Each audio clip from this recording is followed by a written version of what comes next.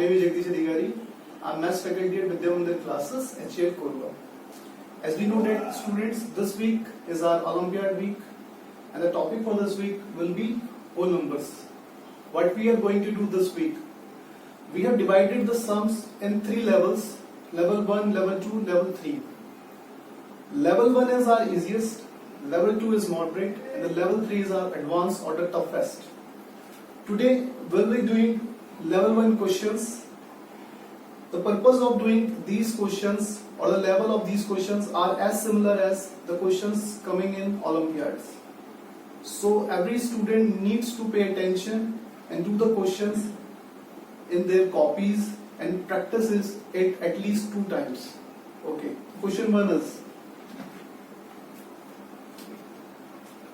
is if A multiply B equals to 0, if मतलब अगर A multiply B 0 के equal है, then either A equals to 0 or B equals to 0, neither A equals to 0 nor B equals to 0, A not equals to 0, B not equals to 0.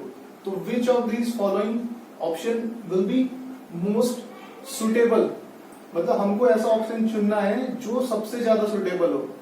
ठीक है, तो अगर 2 number की multiply हो रही है और वो 0 की इक्वल है तो ऑब्वियसली उनमें से एटलीस्ट एक तो 0 के इक्वल होगा, तभी मल्टीप्लाई करने पे 0 आएगा. एटलीस्ट एक, है ना, दोनों भी हो सकते हैं पर एटलीस्ट 1 तो होना ही चाहिए 0 के इक्वल, तभी उनकी प्रोडक्ट 0 के इक्वल आएगी.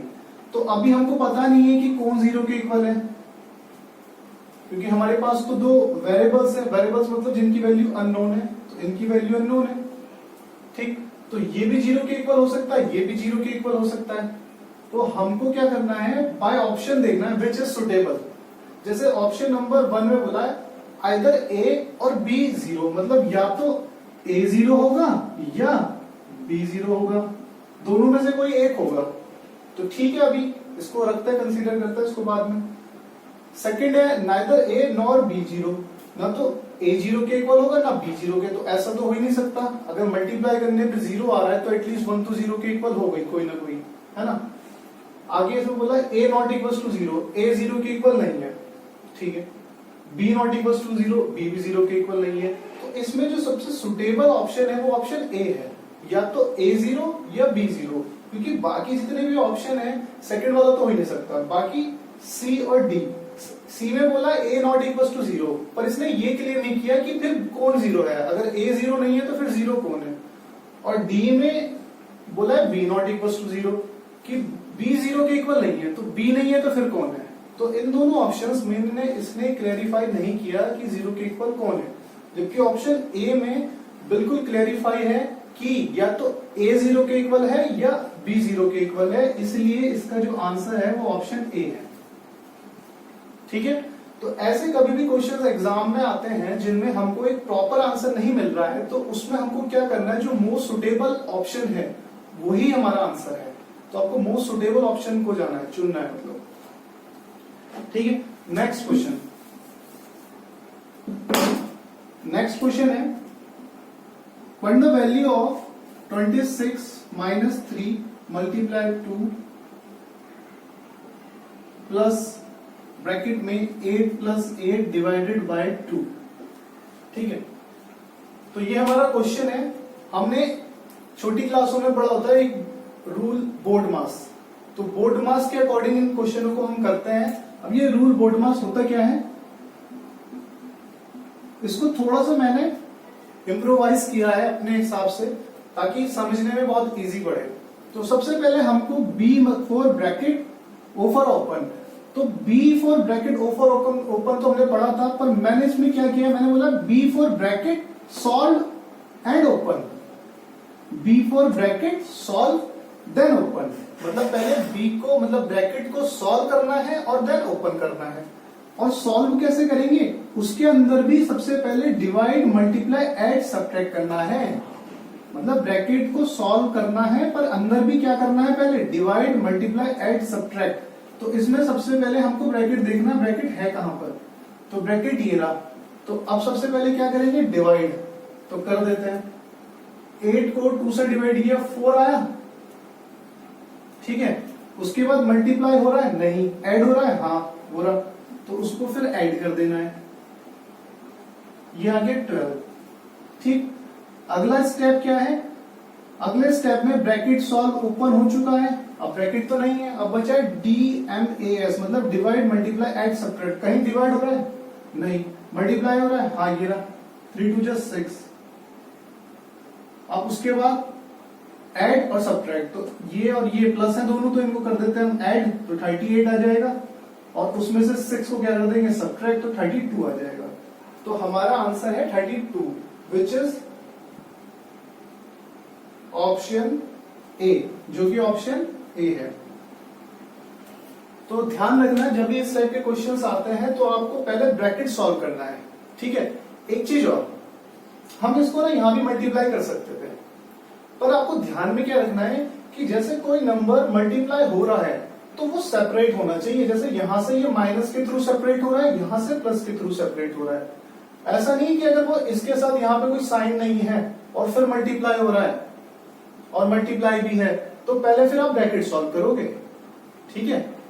तो कोशिश करना, अगर वो सेपरेट हो रहा है तो पहले उसको यहाँ पे सॉल्व कर सकते हैं। जैसे ये सेपरेट था तो इसको हम यहाँ पर मल्टीप्लाई कर देते, तब भी कोई फर्क नहीं पड़ता, तब भी हमारा आंसर सही आता है, ठीक है। नेक्स्ट क्वेश्चन है question 3, question number 3। Question number 3 में बोला है what will be the value of 395 multiply 165 minus 280 multiply 395 plus 115 multiply 395। अच्छा, ये एक क्वेश्चन है, क्वेश्चन नंबर 3। तो जब मैं आपको चैप्टर का बेसिक समझा रहा था तो मैंने वहां पर आपको डिस्ट्रीब्यूशन लॉ समझाया था। डिस्ट्रीब्यूशन लॉ, डिस्ट्रीब्यूट करना मतलब बांटना। तो यहां पर आपने एक चीज नोटिस की होगी, ये सारे के सारे सेपरेट हैं, यहाँ पे प्लस का साइन या माइनस का साइन, ये अलग है, ये अलग है, वो अलग है, ठीक है। अभी यहाँ पे हमने नोटिस किया कि 395 इसके पास भी है, 395 इसके पास भी है, 395 उसके पास भी है, तो ये 395 तीनों में डिस्ट्रीब्यूट हुआ पड़ा है। तो इसको क्या करना है, जो डिस्ट्रीब्यूट है इसको दोबारा से कॉमन ले लेना है, ठीक है। कॉमन ले लिया हमने, अभी ये मल्टीप्लाई में था सबके साथ, तो यहाँ पे मल्टीप्लाई का साइन, फिर लगाना है ब्रैकेट।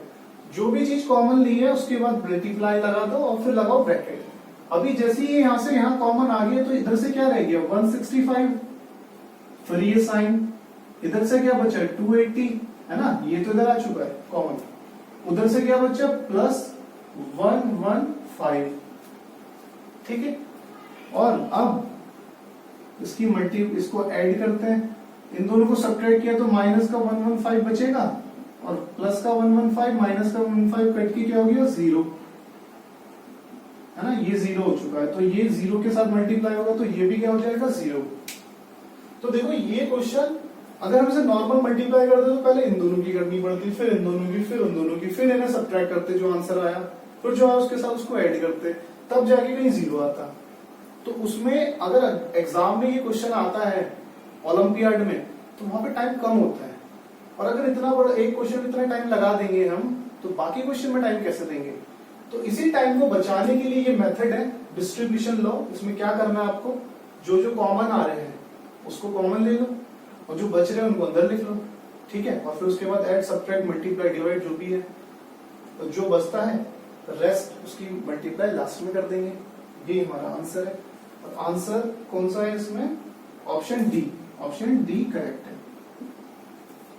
ठीक है। Option D is correct. Next question number 4।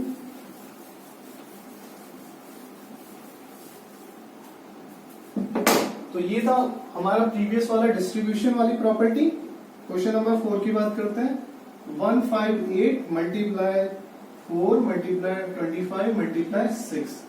अब यहाँ पे हम हमारा कॉम्यूटेटिव वाला लॉ लगाएंगे। कॉम्यूटेटिव लॉ क्या कहता है कि अगर सारे नंबरों की मल्टीप्लाई हो रही है तो हम किन्हीं भी नंबरों की पहले मल्टीप्लाई कर सकते हैं। इन दोनों की पहले करके इसमें कर दो, या इन दोनों की पहले करके इन तीनों की पहले करके उसमें कर दो, आंसर तब भी सेम आएगा। तो उसमें भी मैंने आपको एक चीज बताई थी कि उन नंबर्स की मल्टीप्लाई पहले करना जिनकी मल्टीप्लाई करने पे पीछे मैक्सिमम जीरोस बनती है ना।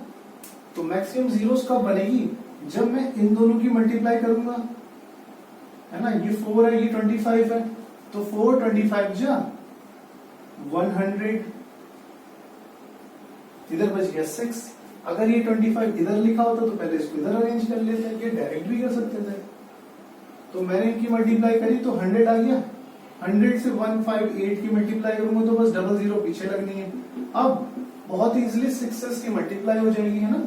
600 जो 600, मतलब 6 की 0 से करेंगे 0, 6 की 0 से करेंगे 0, 6 8 जा 48, 4 कैरी, 6 5 जा 30 और 4 34, 3 कैरी, 6 1 जा 6 और 3 9। तो हमारा आंसर कौन है, आंसर ए। तो हमारा ऑप्शन है ऑप्शन ए, ठीक है। हमने क्या करना है, इनमें हमने मैक्सिमम जीरोस ढूंढनी है कि किन की मल्टीप्लाई करने पे ज्यादा से ज्यादा जीरोस बनेगी। इन दोनों की मल्टीप्लाई करने पे 100, 25 4 जा 100, है ना। यहाँ से 6 बचा, यहाँ से ये बचा, इसकी इससे करेंगे डबल जीरो लग जाएगा बस। फिर 6 की कर देंगे, 6 8 जा 48 का 4 कैरी, 6 5 जा 30 और 4 34, 3 कैरी, 6 1 जा 3 6 और 3 9। ठीक, next question number 5।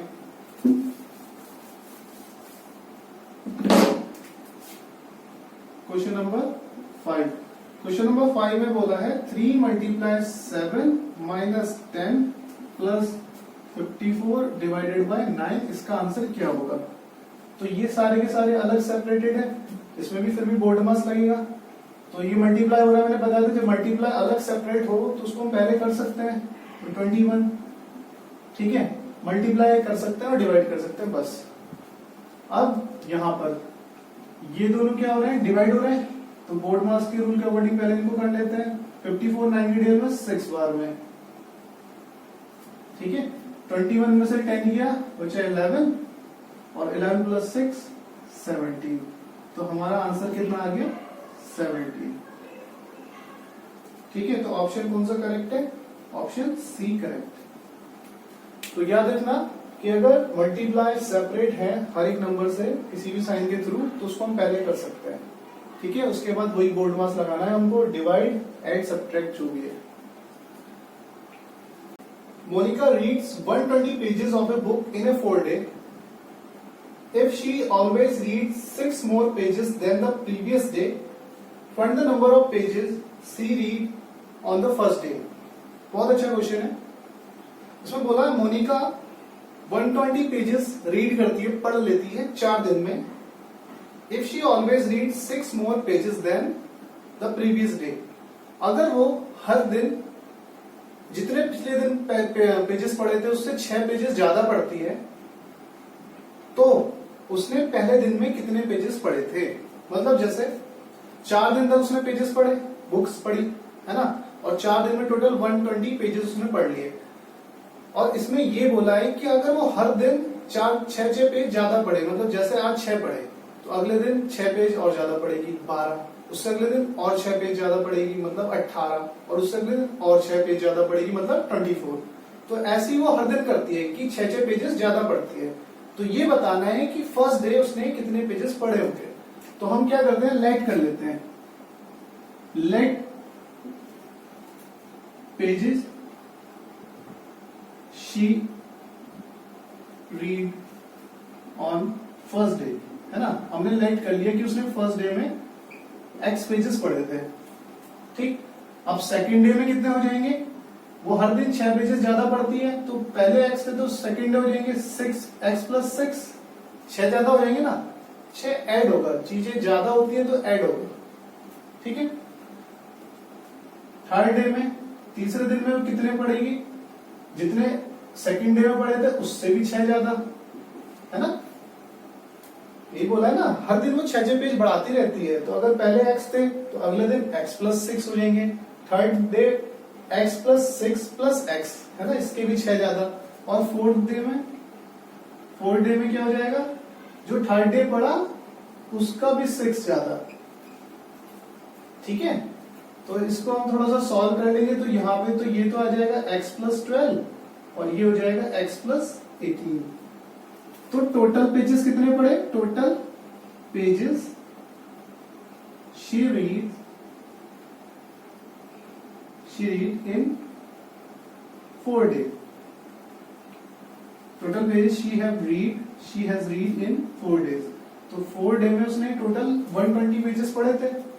First day कितना था x, सेकेंड डे कितना था x प्लस 6, थर्ड डे कितना था x प्लस 12, फोर्थ डे कितना था x प्लस 18 और टोटल मिला के 120 है ना. ये तो बोला है तीनों दिन का मिला के, चारों दिन का मिला के अगर हम ऐड करें तो वो टोटल की तो इक्वल होगा टोटल जितने पेजेस उसने 4 दिन में पढ़े थे. तो चारों दिन में मिला के हमारा हो गया x x x x 4x, ठीक है, 6 12 18 18 18 36. तो 4x इक्वल्स टू 120 माइनस 36. इसको ऊपर कर लेते हैं. तो 4x इक्वल्स टू 4 और 8, ठीक है. तो x इक्वल्स टू, है ना, यहाँ पे 10 में से 6 गया 4, यहाँ कितना बचा 11, 11 में से 3 गया 8 और 4 से इसको डिवाइड कर देना. 4 2 जा 8, 4 1 जा 4. तो x की वैल्यू कितनी आ गई 21. तो फर्स्ट डे तो पूछा था उसने हमने, और फर्स्ट डे किसके इक्वल है x के इक्वल, और x किसके इक्वल है 21. तो she will read she had read 21 pages on first day. तो उसने फर्स्ट डे में कितने पेजेस पढ़े थे 21 pages. she had read 21 pages on first day. अगर वो सेकेंड डे पूछता तो x प्लस 6, तो सेकेंड डे x की वैल्यू कितनी है 21 और उसमें प्लस 6 करेंगे तो कितना हो जाएगा 27. ऐसे अगर वो थर्ड डे पूछता तो 21 प्लस 12 33. ठीक है, तो वो कोई भी डे पूछे, आपके पास x की वैल्यू आ चुकी है ना, तो बस उसके सामने की तरफ x की वैल्यू रख देनी है. ठीक है, नेक्स्ट क्वेश्चन.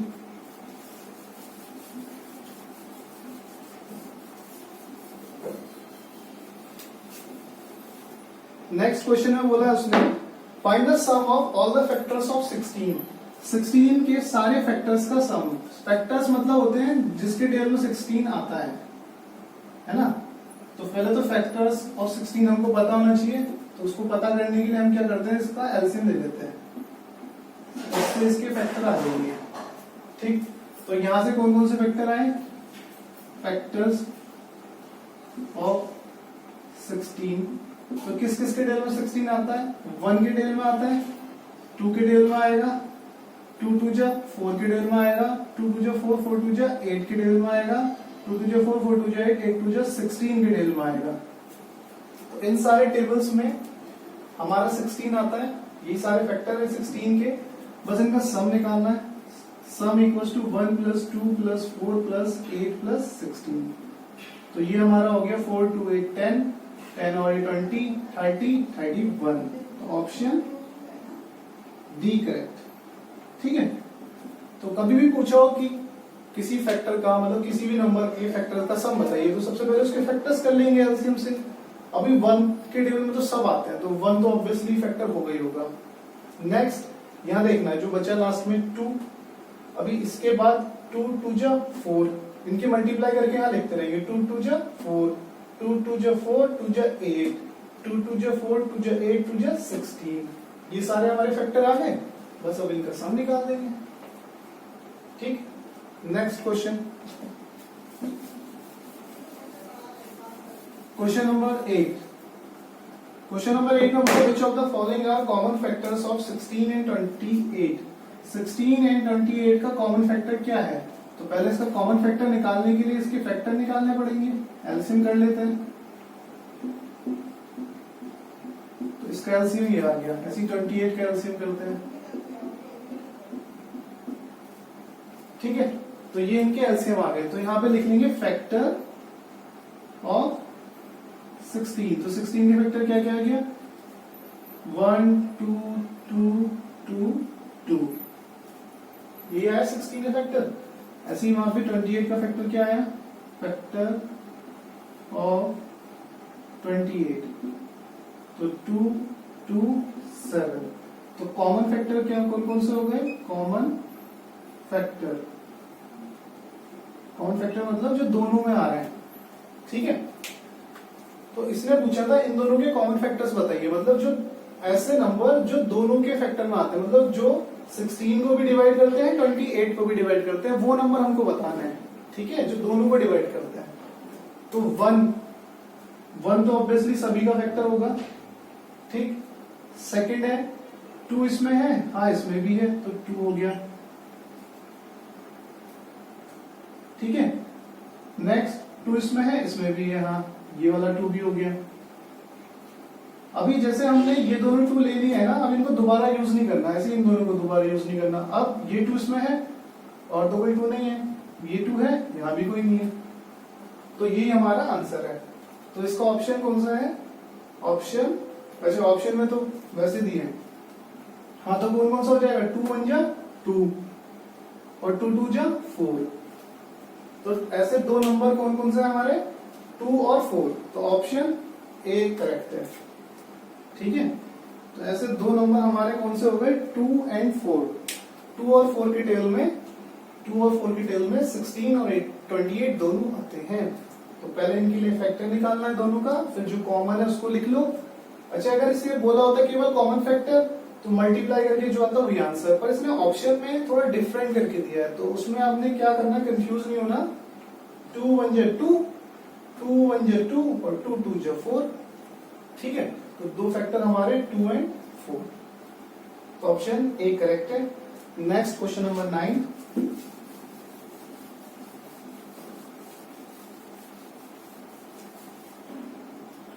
क्वेश्चन नंबर 9 में बोला है which of the following statement is true, है ना। ये दो स्टेटमेंट दी हुई है हमें। स्टेटमेंट एक्स है कि every integer is a whole number. क्या हर एक इंटीजर होल नंबर होता है? तो मैंने आपको इंटीजर्स अगर नहीं बताया है तो ध्यान से सुनना, इंटीजर्स होते क्या है। इंटीजर्स वो होल नंबर होते हैं जिनके आगे हम प्लस का साइन या माइनस का साइन लगा के लिख सकते हैं, ठीक है। वो सारे होल नंबर, सारे के सारे होल नंबर जिनके आगे प्लस या माइनस का साइन लगा के लिख सकते हैं। आगे होल नंबर तो आपको पता ही है क्या होता है। होल नंबर वही 0 1 2 3 4 और इन्फिनिटी तक। तो उसने बोला कि सारे के सारे इंटीजर्स होल नंबर होते हैं? नहीं, सारे नहीं होते, क्योंकि जो माइनस वाला है वो इंटीजर तो है पर वो होल नंबर थोड़ी ना है। होल नंबर माइनस में थोड़ी ना होता है। तो इसका पहला वाला तो हो गया गलत, ठीक है। पहली एक्स वाली स्टेटमेंट तो हो गई गलत, मतलब फॉल्स। वाई वाली स्टेटमेंट चेक करते हैं। वाई में बोला every rational number is a whole number, कि सारे के सारे रेशनल नंबर होल नंबर होते हैं। रेशनल नंबर क्या होता है पहले तो इसके लिए ये पता होना चाहिए। अभी तो बस आपके ये टॉपिक है नहीं, तो बहुत छोटे से समझ लो, मतलब बहुत बेसिक तरीके से समझ लो कि रेशनल नंबर वो होते हैं जिनको हम इस फॉर्म में लिख सकते हैं, ठीक है। अभी बस ये समझ लो कि रेशनल नंबर वो है जिनको हम फ्रैक्शन की फॉर्म में लिख सकते हैं, मतलब अपॉन वाली फॉर्म में, ठीक। तो अपॉन वाली फॉर्म वाले तो होल नंबर नहीं होते, क्योंकि होल नंबर तो क्या, होल मतलब पूरा 1 2 3 4 0 ये सब पूरे। तो अपॉन वाला होल नंबर नहीं होता, तो इसलिए रेशनल नंबर, सारे के सारे रेशनल नंबर भी होल नंबर नहीं होते। तो ये भी हो गई हमारी फॉल्स। तो दोनों की दोनों फॉल्स हैं। तो कौन सा ऑप्शन होगा? Both X and Y is false, तो ऑप्शन डी, ठीक है। एक्स एंड वाई दोनों फॉल्स है। Last question, question number 10। Question number 10 में बोला है 30 और उसके बाद ये 5 0, तो मतलब 30 लाख। तो 30 लाख का प्रेडिसर बताओ। प्रेडिसर बताने के लिए क्या करते हैं, बताया था। प्रेडिसर बताने के लिए मतलब इससे पहले क्या आएगा बताने के लिए, इसमें से 1 माइनस कर देंगे बस। तो 30 से पहले 29 और ये 9 9 9 9। तो हमारा ऑप्शन कौन सा करेक्ट है?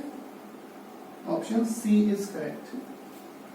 तो ये सारे के सारे हमने लेवल 1 के क्वेश्चंस करे अभी, ठीक है। ऐसे ही नेक्स्ट रन में हम लेवल 2 के करेंगे और उससे नेक्स्ट रन पे लेवल 3।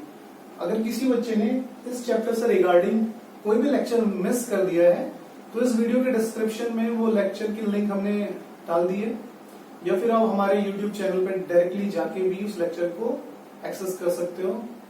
वन मोर थिंग कि हमारा चैनल सब्सक्राइब करें और उसका बेल आइकन जरूर हिट कर दें, ताकि जो भी वीडियोस अपलोड होती है उसका नोटिफिकेशन आपके फोन पे आ जाए।